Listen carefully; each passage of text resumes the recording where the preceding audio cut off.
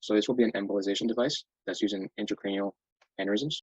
So an aneurysm is a bulging of the artery abnormally, and that's because of the structural weakness of the actual vessels. And that's caused through different factors. But the risk is that it could actually rupture. So usually it pools and it eventually ruptures, and that causes internal bleeding. So when a patient has this, they usually have a couple of minutes to treat the case. Most of the times it results in death. But there's different types of aneurysms, and the most common one being saccular. So on the right, there's a picture of different types. And they usually happen at bifurcations or branches of different arteries. So saccular is the most common type, and they're recognized by the berry shape. They can vary in size, being from a couple millimeters to a couple of centimeters. And the location of where these aneurysms occur is also important. So this is an intracranial aneurysms, so it happens within the brain and the arteries leading up to the brain. There could also be other aneurysms in the body, such as peripheral aneurysms. So the major arteries that lead up to the brain is the internal carotid artery, and then that bifurcates into the medial carotid artery and the inferior superior carotid artery. And within this circle in the brain called the circle of Willis is when a lot of aneurysms occur. So here's a chart on the right, give you a layout of those arteries in the brain and where these can occur. One of the treatments includes putting an embolization device. It's kind of like a stent, and what it does is redirects the blood flow from the aneurysm into the artery. So hopefully it would get smaller or mitigate that impact of blood flow into the aneurysm. So these are some quick facts about this particular design. They're on the website from Medtronic.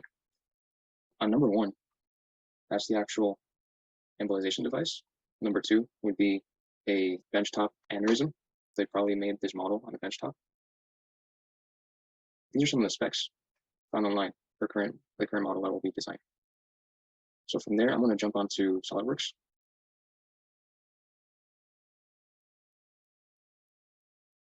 Just to give you a layout of SolidWorks, here on the left, we have a family tree. And so this family tree, whenever you make a feature, is going to list that feature. So the first one we started with here was the axis. So if we go all the way to the beginning, you can see the history of the entire part as it was made.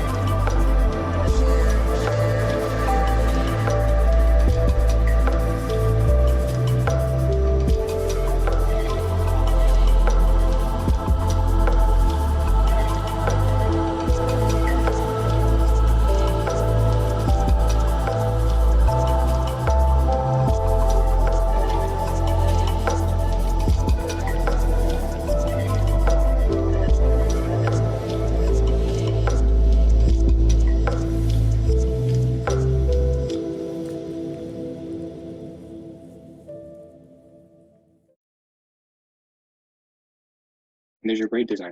So this is an embolization device, 5 millimeters in diameter, 10 millimeters in length. So when we referenced that other table, we saw that there are different varieties. So is there a way that you can make different configurations in SolidWorks for those different varieties? And the answer is yes.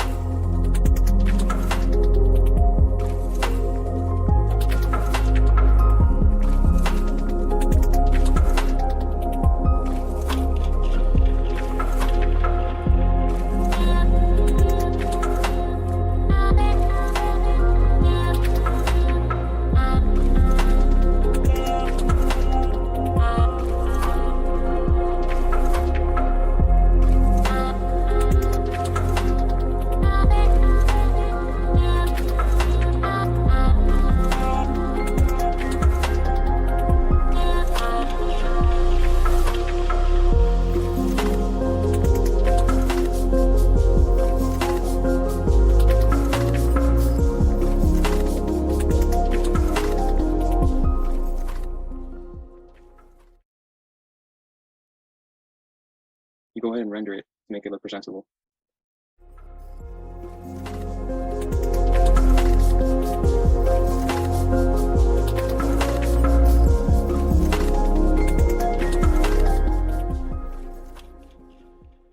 So it should be an image with orange blocks.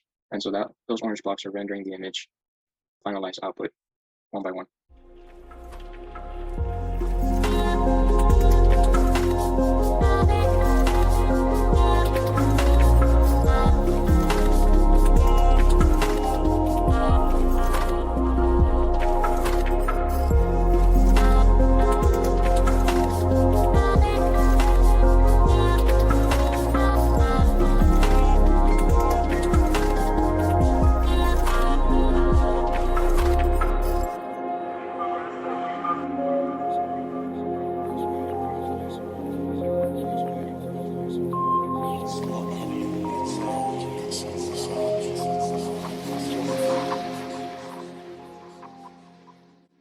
Once we are done, we have our finalized output image. But to save the image, you want to go here and click Save Image. And this image will just basically save as an image, PNG or JPG in this case.